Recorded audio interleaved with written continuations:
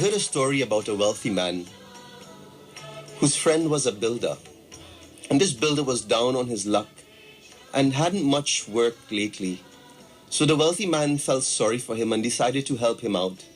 And he gave him a set of plans and a check for 300,000 US dollars. He said, I want you to build me a new home. I don't want to bother with it. I don't have the time. I'm turning it all over to you. You make all the decisions. I trust you. And if you do a good job, I promise to pay you very, very well.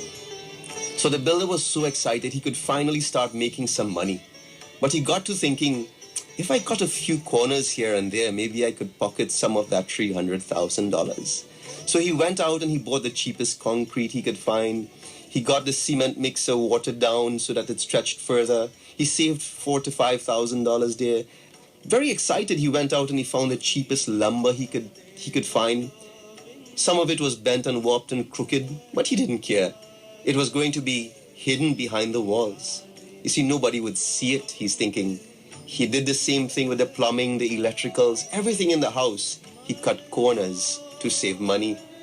And when the house was completed, he had saved nearly 40,000 US dollars, which he discreetly deposited in his own bank account. So he called his wealthy friend to come and take a look at the house. And the purchaser was very much impressed. You see, on the surface, the home looked beautiful. He never guessed that the builder had cut corners, compromising the integrity of the whole house.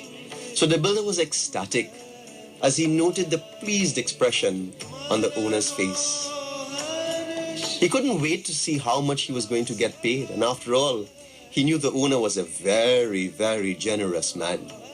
And as the wealthy man walked to the front door, he turned with a twinkle in his eye and he said to the builder, you know, I don't really need this home. I already have a beautiful home.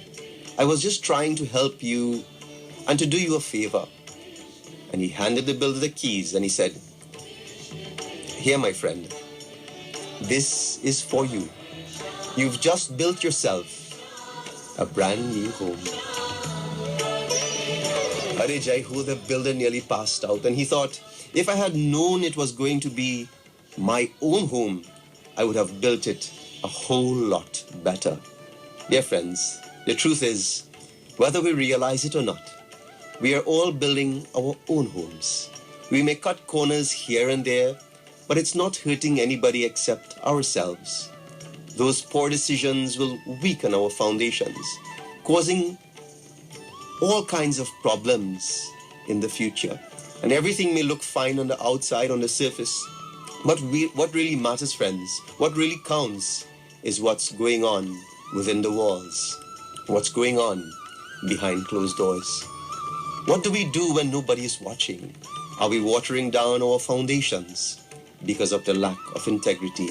Are we cheating people here and not paying taxes over there, compromising right and left? What kind of material are we putting into our own homes?